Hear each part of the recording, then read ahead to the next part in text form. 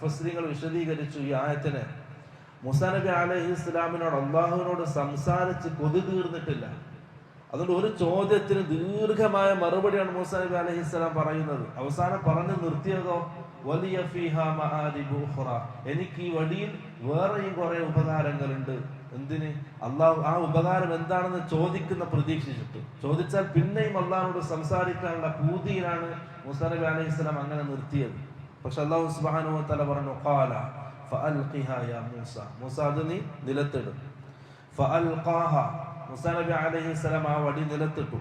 ഫഇദാ ഹിയ ഹയ്യത്തുൻ തസ്അ, അപ്പോൾ അത് വലിയൊരു പാമ്പായി മാറുന്നു. തസ്അ, അത് ഇങ്ങനെ ഇഴയുന്നുണ്ട്, ഇഴയുന്ന വലിയൊരു പാമ്പായിട്ട് അത് മാറി. ഖാല, മൂസാ നബി അലൈഹിസ്സലാം പേടിച്ച് പിറകോട്ട് മാറി. അപ്പോൾ അല്ലാഹു പറഞ്ഞു ഖാല ഖുദ്ഹാ, മൂസ അതിനെ പിടിക്കും. വലാ തഖഫ്, നീ പേടിക്കണ്ട. ആ വാക്ക് വേറൊരു കാര്യം